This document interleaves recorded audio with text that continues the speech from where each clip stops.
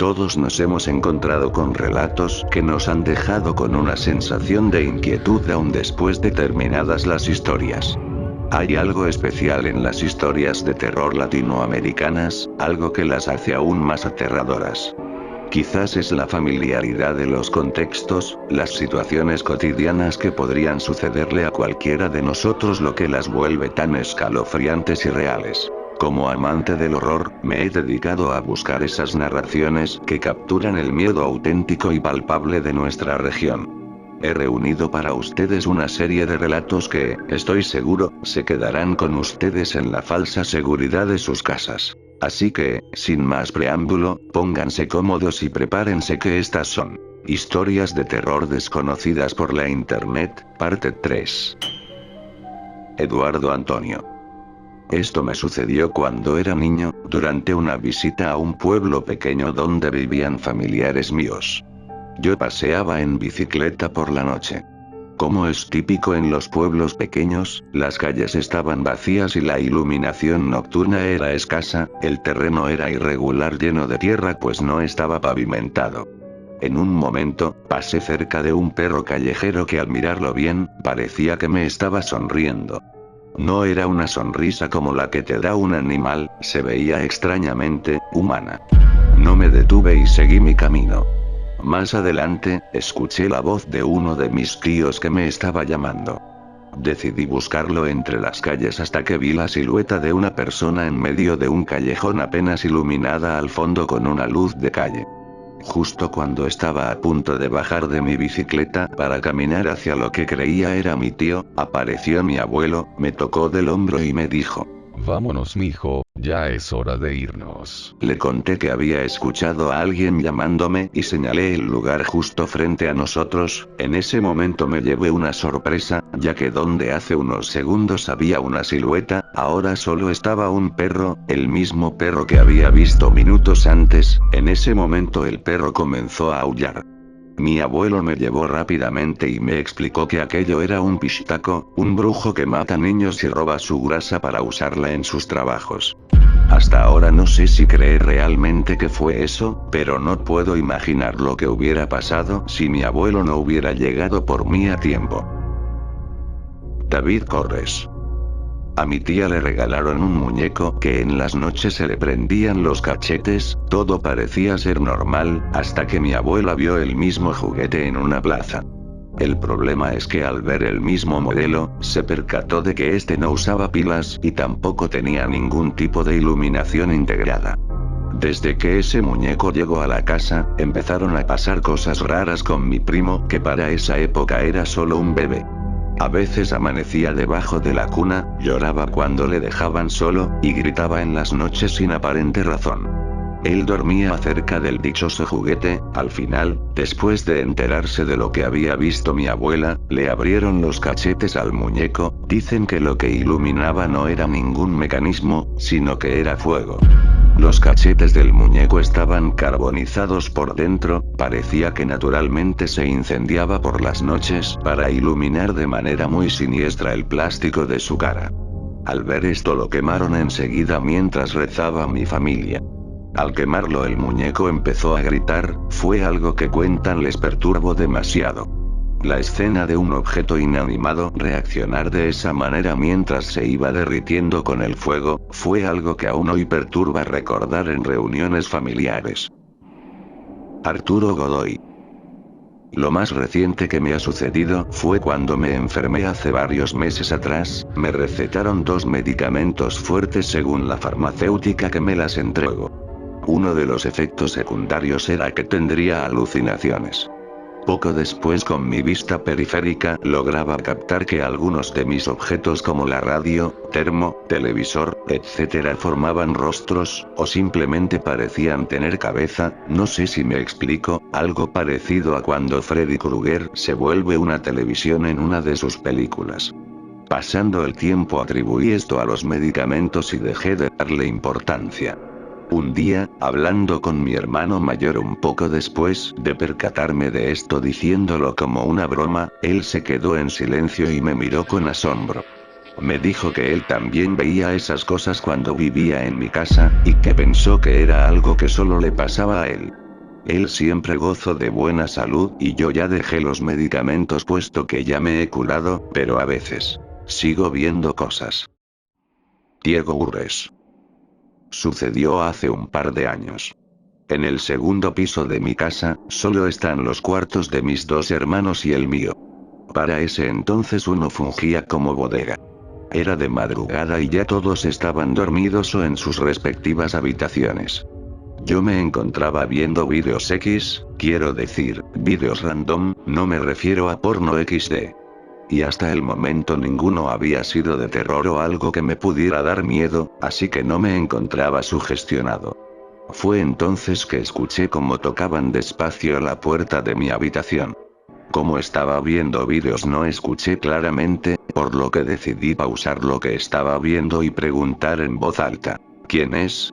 Tras esto no obtuve respuesta y pensé que o había provenido del video que me encontraba viendo, o una mala pasada, o que fue una interpretación de mi mente. Así que seguí viendo mis vídeos, cuando ni 2 minutos habían pasado cuando volví a escuchar que golpeaban de nuevo la puerta. Volví a preguntar quién era, pero en esta ocasión no pausé el sonido. Seguía escuchando los golpeteos despacios, por lo que pregunté nuevamente. Fue entonces que pausé el video y justo en ese momento, quedándome en completo silencio, escuché la voz inconfundible de mi hermana llamándome, pero al mismo tiempo era ininteligible. No sabría explicarlo, era su voz pero no parecía decir algo coherente o con estructura. Estaba seguro que se trataba de ella, es común que a esas horas también estuviera despierta, además de que la forma en que golpeaban la puerta y el tono de voz que escuché son propias de ella cuando me habla en la noche para pedirme algo.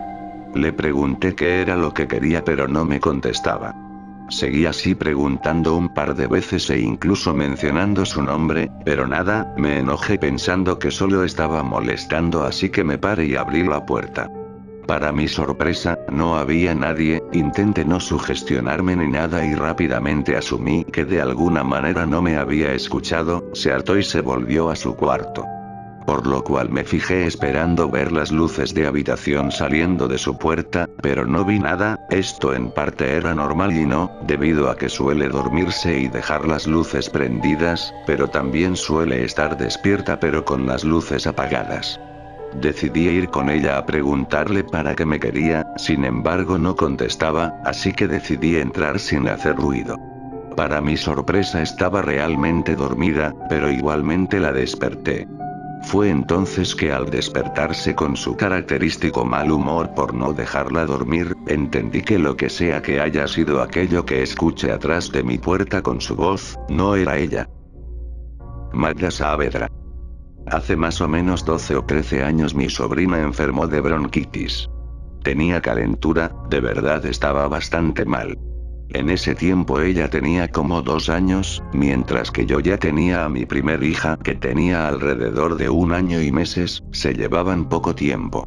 Como mi hermana no podía llevar a mi sobrina al doctor, me pidió que yo lo hiciera. Así que mi madre se quedó al cuidado de mi hija, me fui alrededor de las 2 de la tarde al seguro social en urgencias, y ahí me la pasé con mi sobrina dándole baños de agua tibia, mientras le administraban medicamentos. De verdad estaba muy mal. El día había estado nublado y a eso de las 6 p.m. comenzó a llover bastante fuerte. Yo salí del seguro social como a las 9 p.m., y pues tenía que tomar un camión todavía que nos llevara a casa. En fin, cuando bajé del camión la colonia estaba sin luz y muchas de las calles inundadas, de verdad era una noche tenebrosa. Llegué a casa y recosté a mi sobrina que estaba completamente dormida, cargué a mi hija y me disponía a irme a descansar con ella.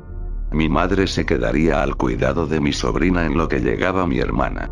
Cuando mi madre me pidió trajera de mi habitación unas cosas que se habían quedado ahí de mi sobrina, es decir mamilas, pañales, toallitas, etc. Dejé a mi hija sobre la cama para ir por ellas ya que la casa estaba completamente a oscuras. Mi madre mandó a mi otra sobrina conmigo que tenía como 8 años. Para llegar a mi habitación tenía que cruzar un pequeño patio, y justo cuando íbamos a mitad del patio, una muñeca que estaba colgada en un tendedero dijo una de sus frases: «Mamá, te quiero a ti». Esa muñeca era mía desde que tenía como 6 años, tenía bastante tiempo sin pilas y ahora se la había dado a mi hija y mi sobrina para jugar. En ese momento mi sobrina y yo gritamos y nos fuimos corriendo, le contamos a mi madre y ella era de las personas que siempre trataba de buscar explicación a todo. Dijo que tal vez habíamos rozado con ella o que con la lluvia se descompuso, cosa que no era verdad porque la muñeca estaba como a 1 metro de nosotras, creo que no sabía cómo controlarnos. Al cabo de 1 hora más o menos volvió la luz y mi madre fue directo a la muñeca. Nos dijo: ya pasó, tranquila, solo está descompuesta, y la empezó a abrir. Al abrirla y darse cuenta que no tenía pilas, mi mamá se puso pálida. Lo único que hizo fue echarla a una bolsa plástica y la tiró a la basura. Isis. Esta es una historia corta. Una vez fui a la ciudad de donde es mi mamá. Y pues me quedé en casa de mi abuela. Enfrente de la casa, salía a jugar todo el tiempo con los niños de la cuadra, éramos un grupo de unos 7 niños que jugábamos de todo lo que se nos ocurría. Un día, a unas 2 casas al lado de la de mi abuela, de una ventana vi cómo salía una mano saludándome.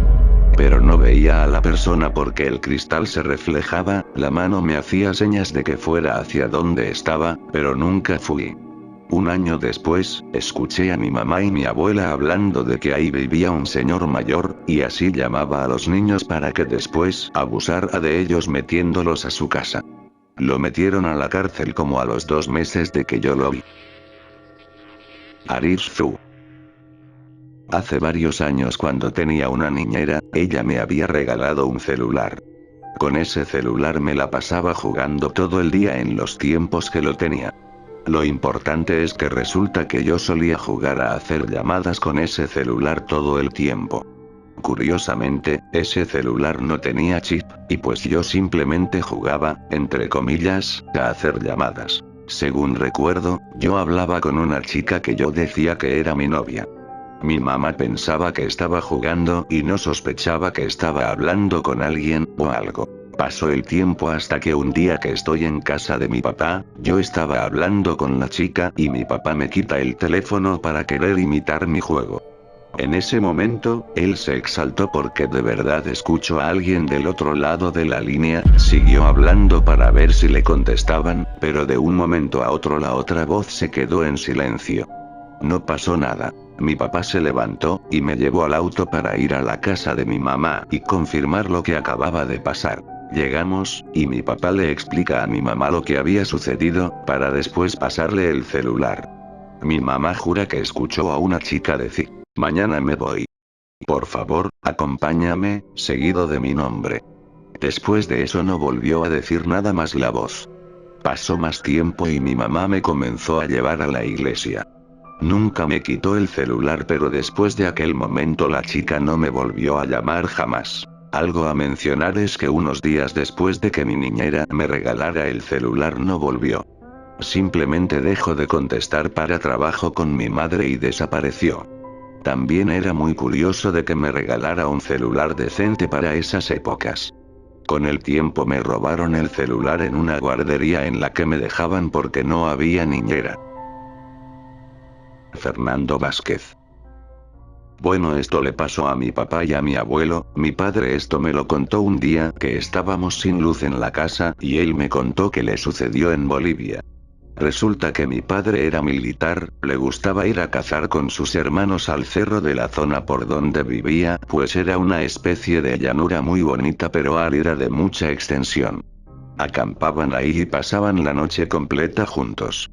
Por razones de fuerza mayor, mi abuelo los fue a buscar una noche para volver a casa. Pues al día siguiente tenían que llevar a mi abuela a la ciudad. Aprovecharon que estaban todos los varones de la familia allí, 3 contando con mi abuelo, y comieron en el cerro juntos, hasta que la oscuridad ya era muy profunda. En la mitad de la noche mi papá escuchó un llanto en la oscuridad mientras caminaban de vuelta con mi abuela. Como mi padre no tenía miedo ni era supersticioso, fue a ver de dónde provenía el sonido. Mi abuelo le siguió los pasos porque se escuchaba cada vez más fuerte el llanto. Cuando llegaron era una señora con su tapado autóctono de los campesinos de Bolivia, arrodillada en el piso, completamente en la oscuridad.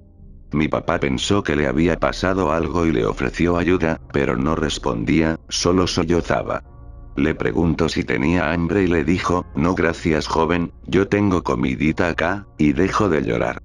Mi abuelo se acercó más y le dijo, ¿por qué llora entonces? Y le tocó el hombro, en eso la señora levanta su tapado y le dice que si quiere comer con ella. Cuando mi abuelo ve bien a la señora tenía restos de manitas de niños en un plato, completamente ensangrentada de la boca, sonriendo y riendo mientras comía las manitas. Mi abuelo gritó e instantáneamente sacó su cinturón y le pegó a la señora. Fuera demonio carajo. Literal le decía fuera diablo y le pegaba, la señora gritaba y se reía, mi papá también empezó a disparar con una escopeta de caza que llevaba, la mujer comenzó a brincar de manera extraña y anormal, alejándose y riéndose. Mi papá rápidamente se llevó a mi abuelo del lugar y salieron en el auto todos. En ese cerro no acamparon jamás.